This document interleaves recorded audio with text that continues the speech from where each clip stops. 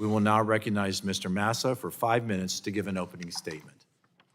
Chairman Joyce, Chairman Guthrie, Ranking Member Clark, and Ranking Member Pallone, and members of the subcommittee, thank you for inviting Network for Hope to testify at this hearing. My name is Barry Massa. I'm the CEO for Network for Hope, the federally designated organ procurement organization responsible for facilitating organ donation in Kentucky, parts of Ohio, West Virginia, and Indiana. Network for Hope was formed in October of 2024 with the merger of Kentucky Organ Donor Affiliates and Life Center Organ Donor Network. I have had the privilege of dedicating the majority of my professional life to honoring the selfless and courageous individuals, along with their families, who give the gift of life to the more than 100,000 people currently waiting to receive a life-saving transplant. OPOs play a vital and unique role. These community-based, not-for-profits are exclusively designated to facilitate the deceased donation process. At Network for Hope, we recognize that organ donation and transplant system cannot succeed without public trust, and that public trust must be earned. Every stakeholder in this complex ecosystem can and should always strive to be better, and Network for Hope is no exception. The work that we as OPOs do can mean the difference in whether a family will be able to share another birthday with a loved one or have the opportunity to make more treasured memories with friends.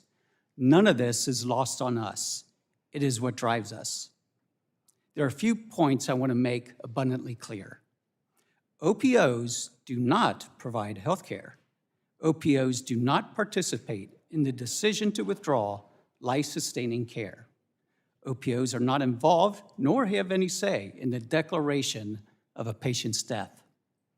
OPOs do not recover organs from living patients, and OPOs only facilitate the organ recovery process from deceased patients.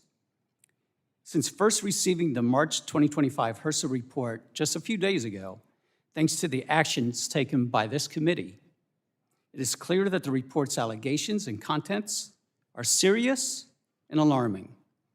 We are in the process of expeditiously reviewing the issues cited in the report and addressing the concerns raised therein. Let me be very clear about my next statement. Patient safety is at the forefront of everything that we do. I want to assure the subcommittee that Network for Hope will take any appropriate action necessary to continue to implement policies and procedures to continuously improve and be better, and most importantly, ensure and promote patient safety. You and the citizens we serve should expect nothing less. We also welcome oversight and share your goal of ensuring the highest standards in organ donation and transplantation.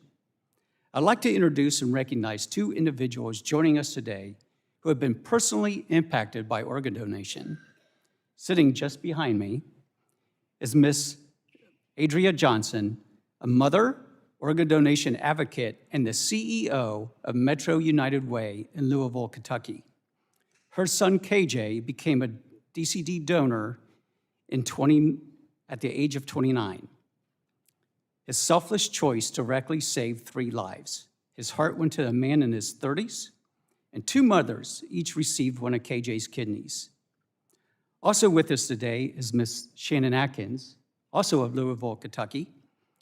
3 years after her eldest son, U.S. Marine Sergeant Michael Atkins, was killed in action, Shannon's 6-year-old son, Keegan, passed away. Shannon and her husband made the courageous decision to donate Keegan's organs.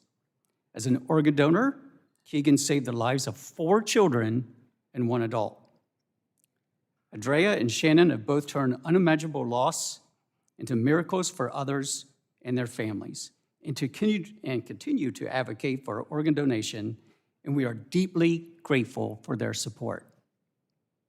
For myself, like many in our field, my passion for donation is very personal. Many years ago, even before joining Life Center, a close friend's daughter, Aubrey, received a double lung transplant at just the age of 18 months old.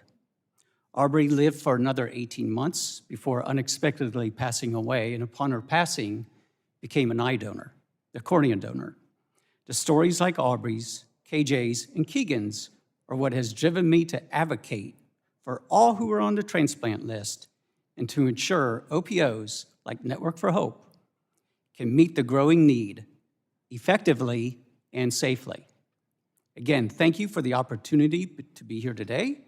I look forward to continuing to work together collaboratively to improve the donation process. As Congressman Guthrie stated, we have to get this right. Thank you.